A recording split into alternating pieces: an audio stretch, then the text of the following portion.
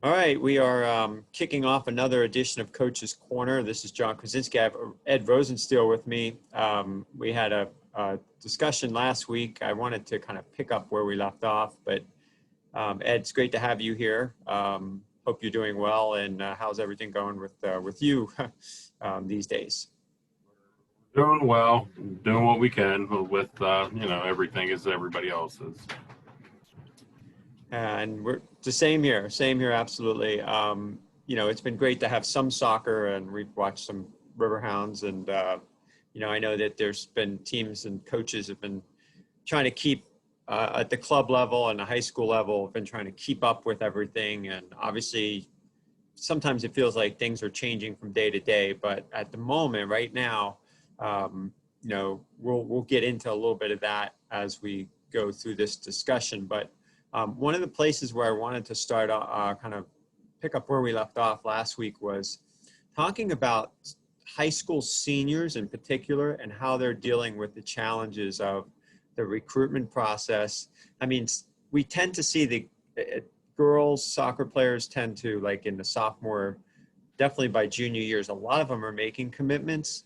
And you have a lot of experience with this, but also, now, there's a lot of boys players, or really girls and boys players out there that are seniors that are entering their senior year of high school, haven't made their final decisions, and the college scene is really hectic in terms of, I mean, there might be some high level ACC competition this year, but that's about it maybe in the fall. And then you'll see colleges switching over to the spring, but then, what's going to happen with eligibility and all of that. So Ed, just maybe kind of talk about what's going on the high school side of things and how coaches can help their players at this point. Yeah, so the challenge for these seniors going into this right now, and they've just extended the NCAA dead period again. Now, doesn't mean that obviously the seniors cannot talk to anybody. They can do phone calls, they can do emails, they can do videos, but they're just not able to be on campus for anything, and the coaches can't go and see them at this time. So, that being extended for a month obviously hurts.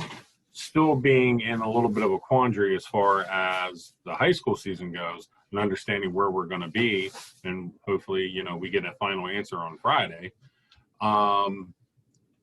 What a lot of what the seniors really can do is hopefully they do have the video, but even without the dead period, they should be picking up the phone and calling these coaches, and introducing yourself if they've never talked to them, reacquainting yourself maybe with a coach, and understanding that the school that they're also calling is not only for soccer. It's really got to be for an academic reason at this point of where they're at.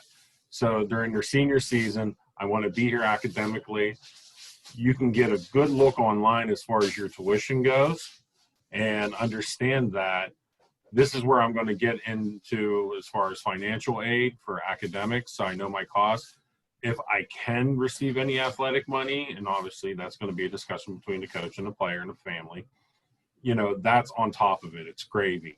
But once soccer is done, especially like situations like we are in right now, am I going to be happy with that school if the school allows in this situation right now, online or in person?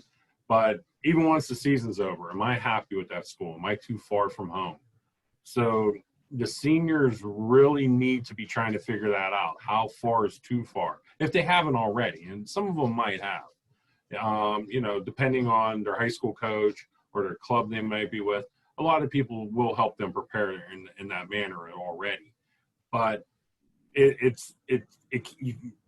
don't want to panic, because how many times have we seen players even get Division I offers and some athletic money late and during the senior season, or right at the end you get that final commitment.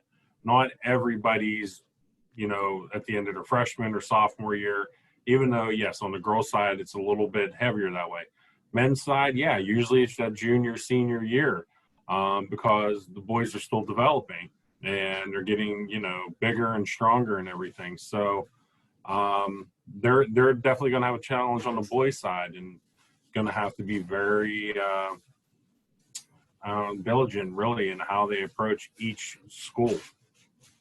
Yeah, So, we talked to Ryan Kelly last week, and he was talking about that. He's, you know, talked about, you know, getting more video. You know, the fact is that there's only so much opportunity to get players on video, to catch them right.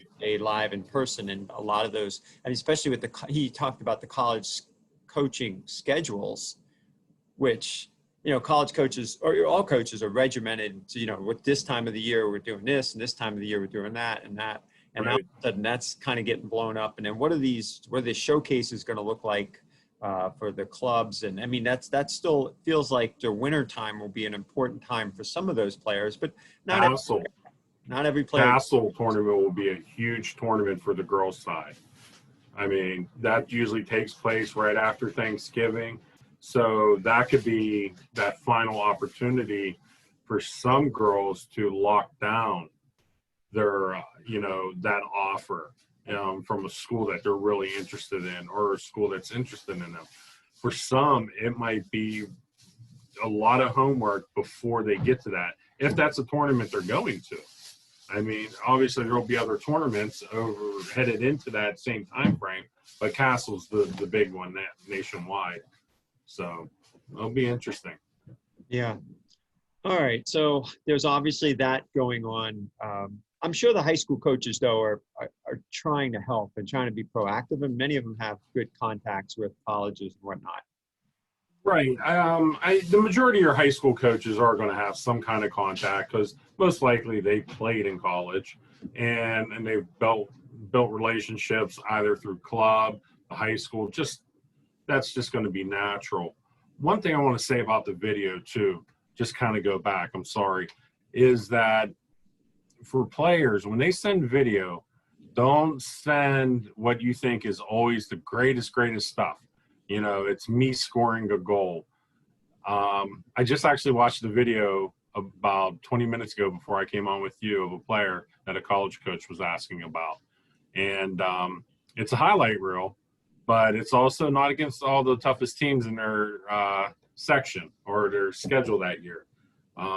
So the coach is actually going to go back and ask if they have video against one of the top performing teams from last year's Whitfield, and see how that player played against that team.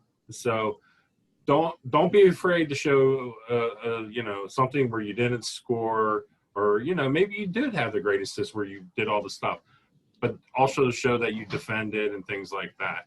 So yeah, I'm not asking you to show somebody, you know, yourself falling down, but sorry, I kind of hit me there. You know, the video is going to be really important for these kids.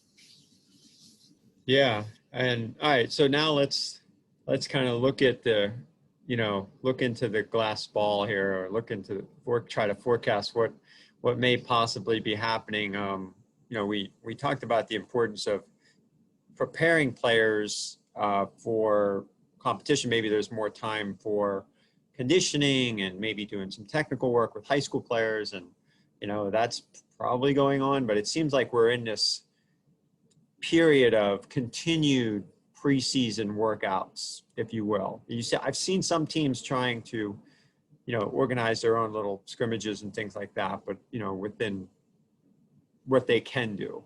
But yeah, I mean, right now, so we're sitting here probably about a week away from probably knowing exactly what things are going to look like. You know, we've had another week under our belt. Ed, what's your gut telling you? What's your inclination telling you?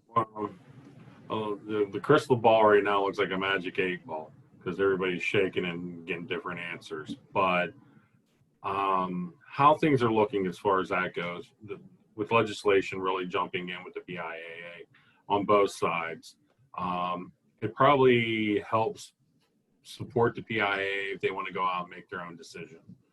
Where then what you're seeing with the coaches now is they're still up in the air. They're trying to make sure we're doing these things the right way. Because again, like the one coach, he was just trying to time it all out. It's going to be that short season.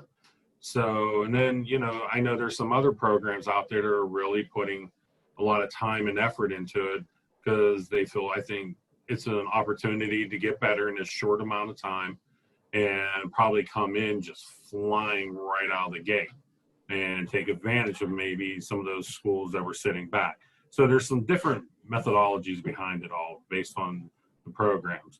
But at the end of the day, we're all sitting here waiting. So if to go as we all hope, it's going to be interesting to see in this sprint of a season compared to the 18 games that we would typically play in the WPIAL, now down to 10.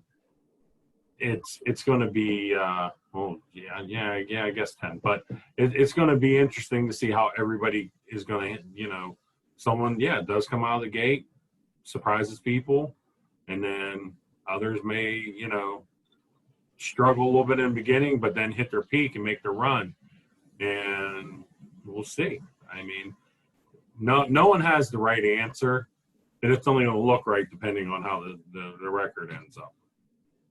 Yeah, and in terms of the logistics, like what the schedules might look like, I'm trying to think. There hasn't been I know Philadelphia schools are definitely out of the equation. The public schools conversation, but even within the WPIAL, if there are some programs that are affected by numbers and roster sizes, but it sounds to me like everybody is proceeding on course to, if the season happens, that, if we're a team short here or there, that it won't be a big issue, right? I mean, we're talking about this, at least the section schedules will be intact in some shape or form. Right. Yeah. If you look at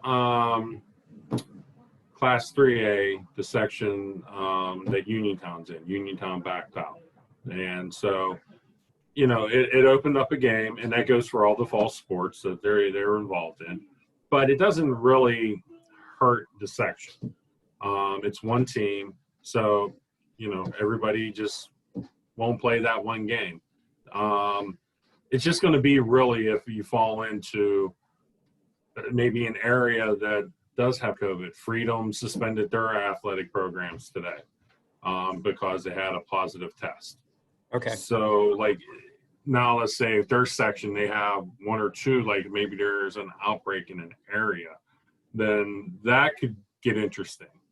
But I mean, outside of maybe 3 or 4 schools that have had to suspend at one point or the other, a couple of them come back online, and everybody else has been moving forward and doing well. So I think the sections will be okay unless another school decides to fall out in that section. Yeah, we saw in kind of in the early part, it was early August, I believe it was Beaver and Ambridge both had one player here or there, and right.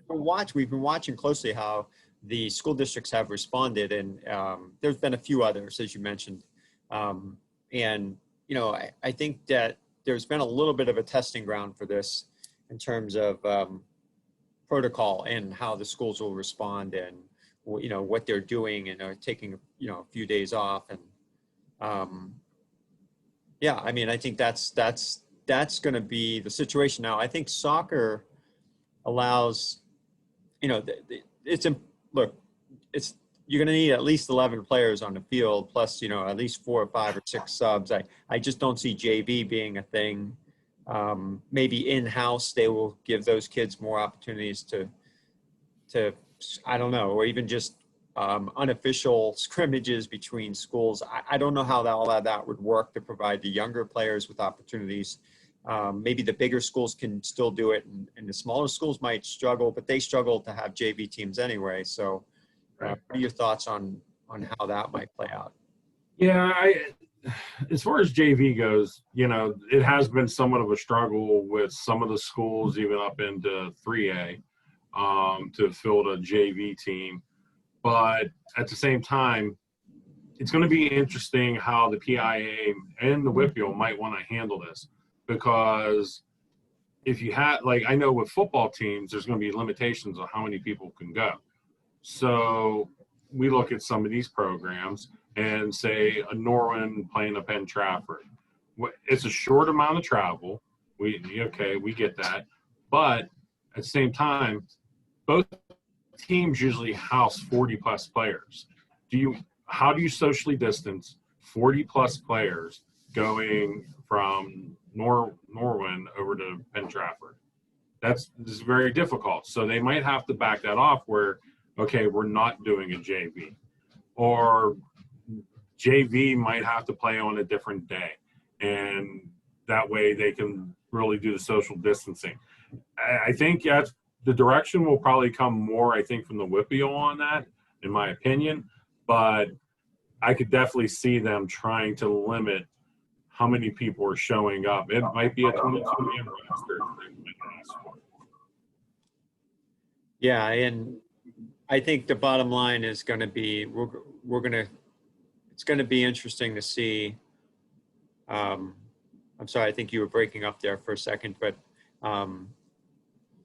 yeah, it'll be interesting to see kind of how that plays out. But I guess the last thing I wanted to kind of address was the PIAA itself, and and its relationship in trying to work with the government officials and whatnot. How do you feel like in terms of what the WPIL's response to the PIAA?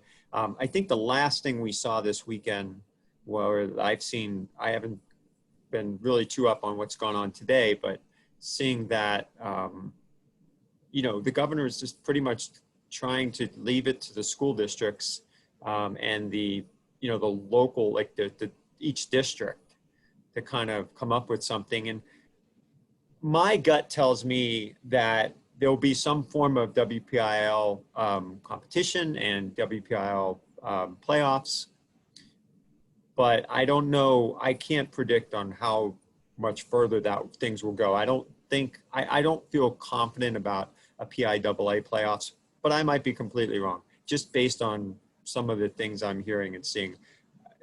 What are your thoughts on all of that? And is that how you kind of see how things playing out?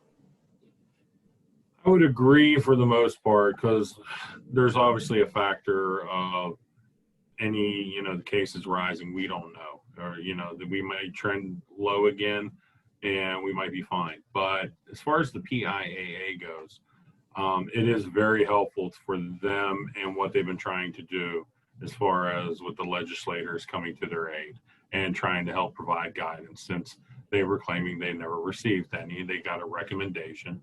They met with the staff, the meeting, I think, was just a gesture of, okay, here we are to meet.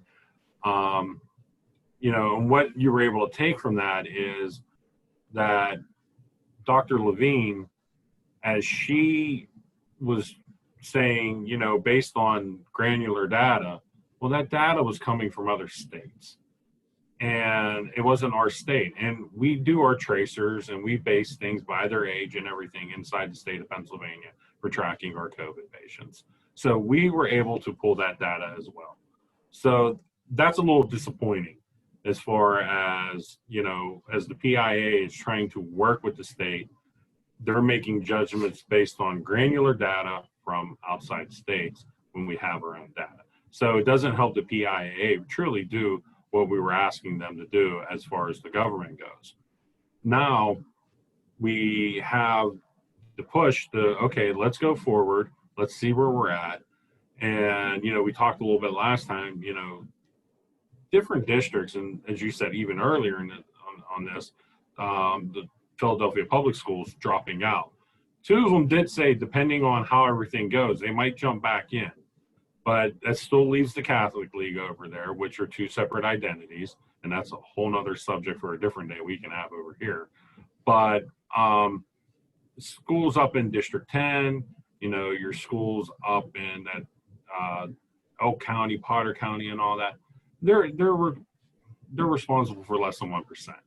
So there's a good opportunity for those schools to be able to participate, play, and probably come out of it just fine. Everybody gets nervous about the WPIAL because of Allegheny County, being you know, one of the biggest counties in the city of Pittsburgh, being in the side of it. So, you know, I think you're going to run into some issues along the way. It's just going to happen. It's how do we respond to that issue, and can we get that player off the field? Can we get players tested? And that's always going to be the question and the challenge. Can we get them tested? And how quick? Or do we need to suspend that team and maybe the teams they played? You know, that's the kind of things they got to talk about. And that's where, are they willing to risk doing that as the WPIAL? Do they feel comfortable they can do it properly? Well, I guess we'll find out here real soon after the PIA makes their final decision. Yeah, we will find out soon. And, you know, again, there seems to be a lot of confidence from the officials involved, from the WPIAL, even from the PIAA. There's confidence that they have a plan. And that's really the thing. Like, they have a plan and they want to go forward. They want to give it a try. And, you know, I expressed this to you last week. I think we didn't make the previous recording, but, you know, this is a complicated, and you just addressed that. This is a complicated state, Pennsylvania, you know, 6 or 7 very distinct different areas in this state that are just all unique in their own. And I think each area is dealing with, in their own way, just like this is a large country with a lot of different, you know, rural and inner city areas dealing with COVID differently. Within Pennsylvania, it can be complex, and that's the challenge for the PIAA. That is a challenge for you know, government officials and leaders but I think in some respect, they've been able to do it on a county by county basis in managing, you know, opening up the state and things like that. So I think they want to try to do the same in this case. I think at least that's what the PIAA is pushing for. All I was concerned with was, you know, where's the leadership? Where's the leadership here in terms of all of these groups working together? Where's, you know, the governor could say and make a recommendation. Is he truly on the same page with the PIAA and with all these groups? I mean, that's what we as people, residents of the state and people who care about things like soccer and want the kids to go back to school, we just want to see all these leaders working together in these school districts. And I know it's very complex and it's very difficult, but just I think people have just been asking, people that even aren't on the extreme side of the opinion table, are just asking for that leadership and direction. And we talk about Pennsylvania, complicated and complex, but, you know, we have 50 different states that you and I, you know, addressed this last week as well, that are really doing things. Each state is doing it what they think is going to be best. And, you know, some hopefully, you know, are just going all in and letting fans. And I think one thing I feel good about in Pennsylvania is at least there's been a lot of caution addressed. You know, we both work in the healthcare field outside of doing all this. And, you know, I think we both feel comfortable that a lot of people are taking extreme precautions and doing a lot of good things. So I personally feel like it's worth giving it a try, but as long as we're proceeding cautiously in a way that, you know, is going to encourage safe environments. So. Right. I agree that we should be moving forward. And the big thing is pulling the data that can come from this. If all heck breaks loose and they do have to shut it down, there's still going to be data to come from this. We can't just say, oh, well, it failed. And that's it. I told you so. Take the data that comes from this, regardless if it's a full season, a half a season, however it ends up. There's going to be data to take from it as far as how was it all handled in the schools. Certain schools were worse than other schools. So what were the best practices at the other schools? Were we able to trace those players compared to the schools that maybe had some issues and trace those players? That's going to help come spring, because who knows what the spring's going to be like.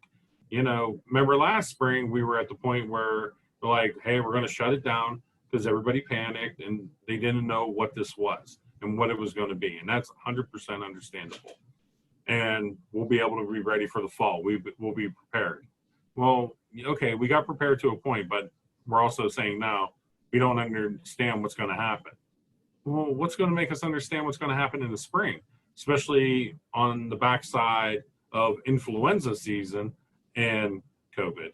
You know, if it's still trending upwards or where we're at right now, but you can't ignore data, best practices, all that information you have to pull together. And if we don't do that, then we're actually in a worse spot than we are, because we've ignored information and we're walking into something again blind with our fingers crossed. Yeah, I couldn't, I agree. I agree with you there. All right. Well, Ed, I really appreciate your time, and your thoughts and your comments are truly valued. And, you know, we appreciate everything you do to contribute at Pittsburgh Soccer Now as well. You know, hopefully look forward to you and I talking about, you know, the X's and O's and some of the that will happen in the coming weeks and months if everything goes as we hope. Yep, I hope so as well. Yeah. All right, Ed, you take care, and we'll be in touch. Thanks for your time. Thank you, John. All right.